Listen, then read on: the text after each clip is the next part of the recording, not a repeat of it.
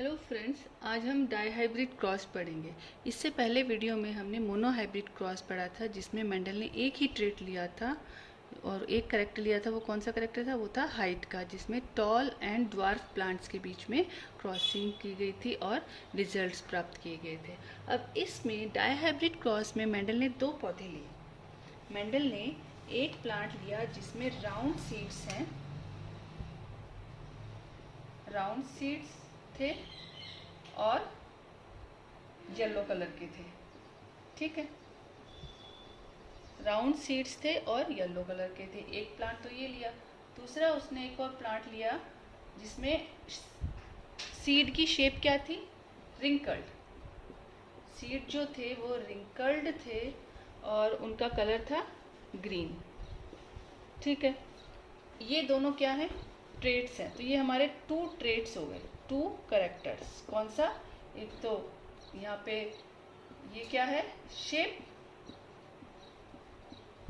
और ये दोनों क्या हो गए? कलर। तो मेंडल ने शेप और कलर दो ट्रेट लिए, जिसमें round seed, wrinkled seed, yellow and green colour, दो पौधों को मेंडल ने लिया। इसके बाद मेंडल ने क्या किया? एक प्लांट लिया जिसमें राउंड सीड थे और येलो कलर था। यानी कि यहाँ पे आर जो है, ये कैपिटल आर है, ये राउंड शेप को, और कैपिटल वाई येलो कलर को बताता है। वहीं small R wrinkled shape and small Y green colour को बताएगा। ये plant one, parent one and parent two. फिर इनके बीच में क्रॉसिंग क्रॉस कराया गया। तो this is homozygous condition because all are similar allele. यहाँ पे आर भाई एक करेक्टर के दो जीन्स, यानी ये दोनों किसके लिए हैं? राउंड के लिए, और ये दोनों येलो कलर के लिए। अब फ्यूजन के लिए, क्रॉसिंग के लिए इनका क्या होगा? गैमेट फॉर्मेशन होती। तो देन वी अब these all are similar alleles. ये सिमिलर एलील हैं, ये सिमिलर एलील, ये सिमिलर, अपने आप में सिमिलर हैं। So this is homozygous condition.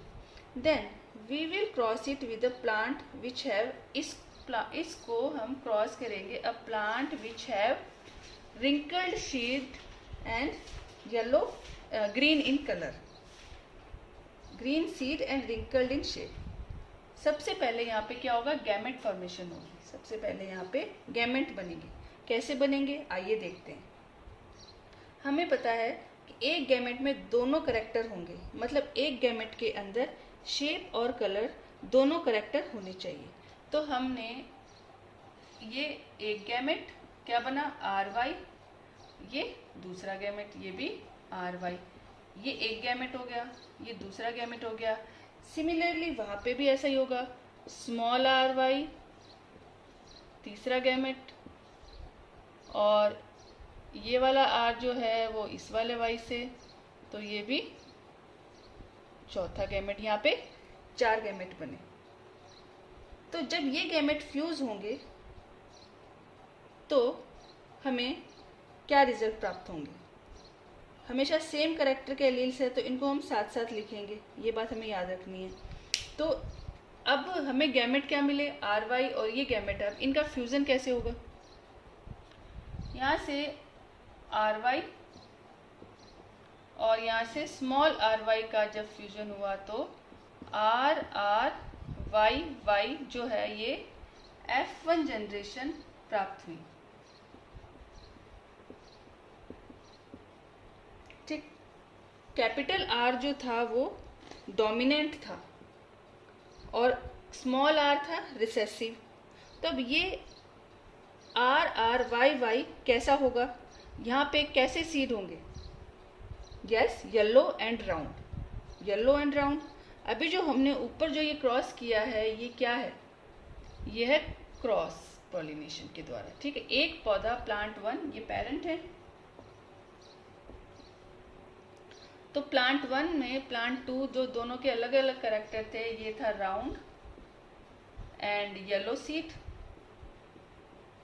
And this was wrinkled and green seed. इनमें जब क्रॉसिंग की गई तो हमें ये F1 जनरेशन में सारे के सारे 100% राउंड एंड येलो सीड प्राप्त हुए। अब ये जो F1 जनरेशन में हमें राउंड एंड येलो सीड वाले प्लांट्स मिले थे, बाद में इनमें सेल्फिंग यानी सेल्फ पॉलिनेशन करवा के एक नई जनरेशन प्राप्त की गई। अब इस जनरेशन में हमें ग्रीन प्लांट की भी प्रेजेंट होने के बावजूद येलो और राउंड सीड ही मिले। इससे हमें साफ साफ पता चल चुका था कि कैपिटल आर और जो कैपिटल वाई हैं ये दोनों डोमिनेंट है, और स्मॉल आर और स्मॉल वाई जो कि रिंकल और ग्रीन सीड को रिप्रेजेंट करते हैं वो रिसेसिव रह गए।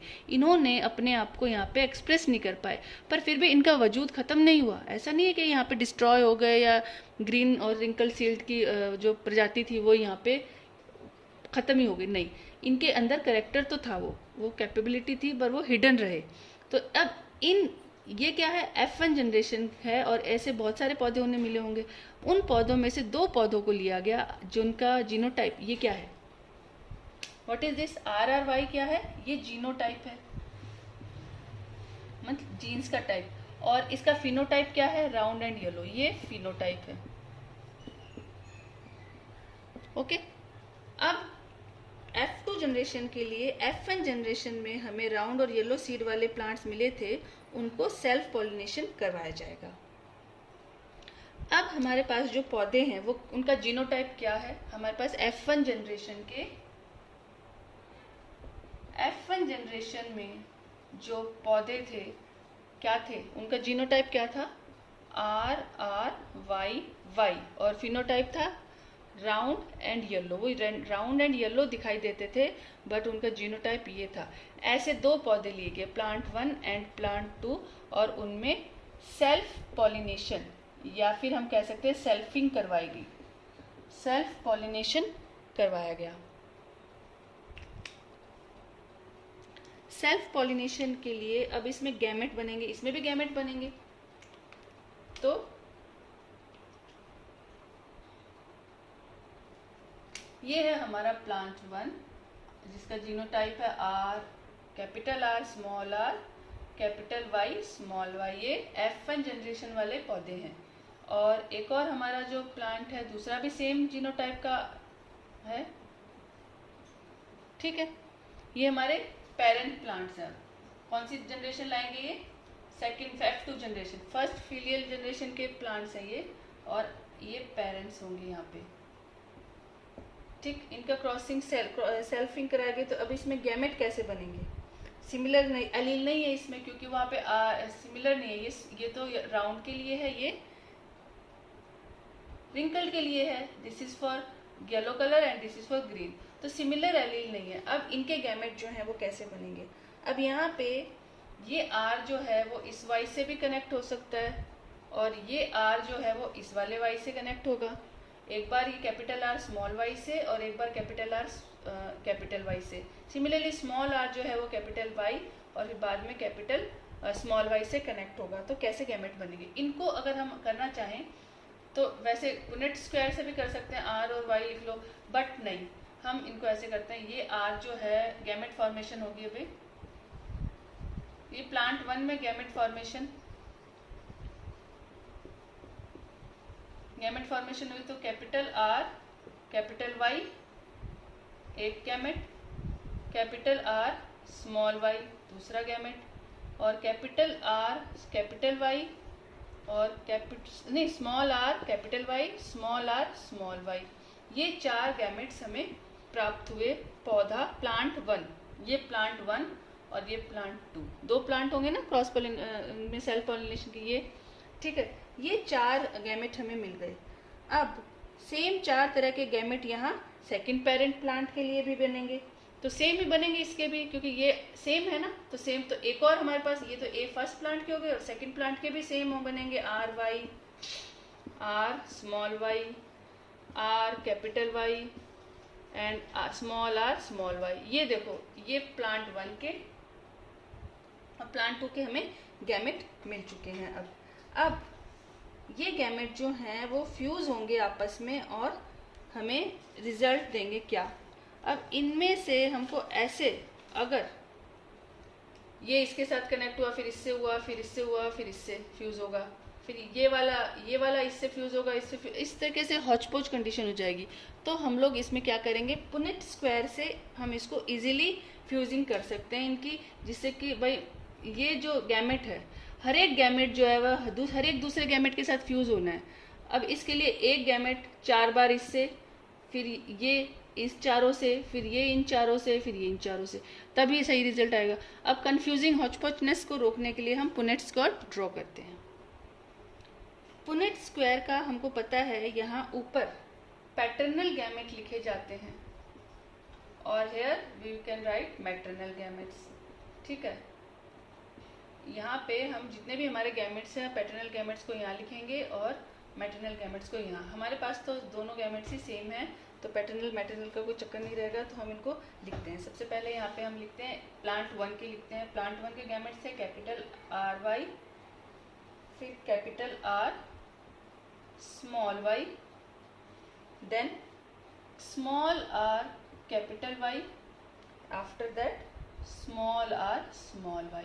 सेम गैमेट इस तरफ होंगे, RY capital R small y, small r capital Y and small r small y।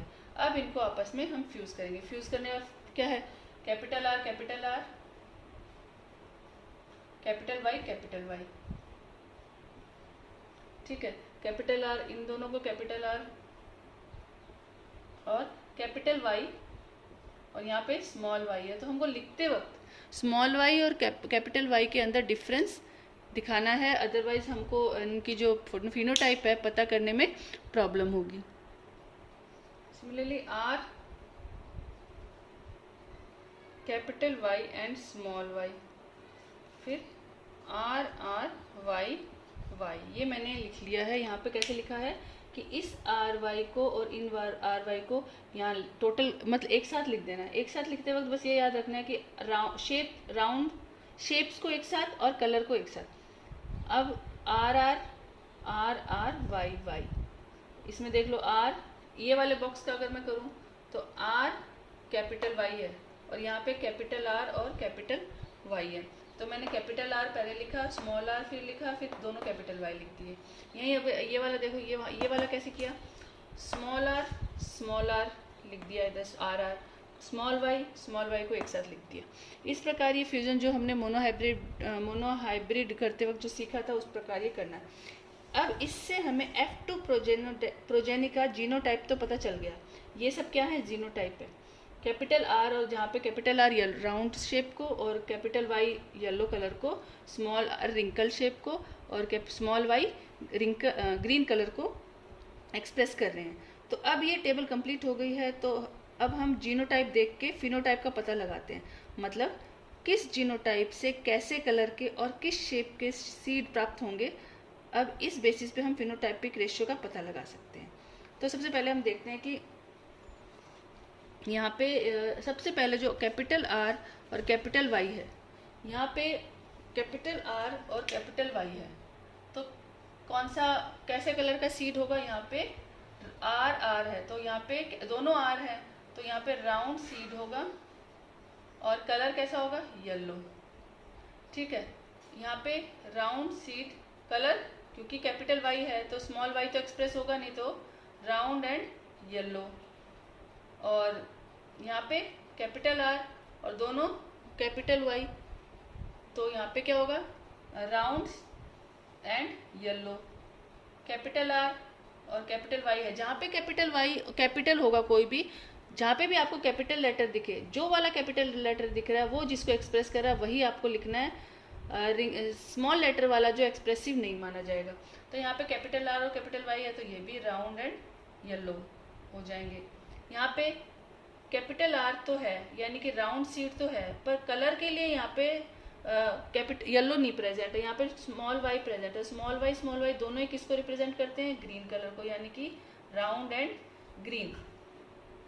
RG लिख रही हूँ मैं यहाँ पे, RY का मतलब राउंड एंड येलो, RG का मतलब राउंड एंड ग्रीन। यहाँ पे round and yellow, round and yellow, round and green, round and green. Similarly यहाँ पे रिंकल्ड एंड ग्रीन, यहाँ पे रिंकल्ड एंड येलो, यहाँ पे राउंड एंड ग्रीन। मैं आपको अलग वेरिएशन, यहाँ पे wrinkled and yellow, wrinkled and yellow, wrinkled नहीं राउंड एंड येलो, यहाँ पे round and yellow, round yellow. ठीक, अब इनको हम करते हैं, इसमें लिखते हैं कि कौन कितना हमें प्राप्त हुआ, कौन सा सीड कितने मिले। अब हम इसको लिख लेते हैं राउंड और येलो। ये आर, ये क्या बताता है हमें, राउंड और येलो सीड कितने हुए, round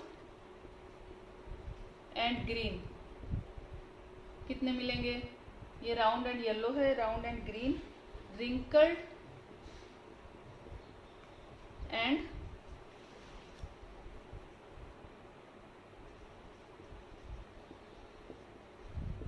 wrinkled green and wrinkled yellow।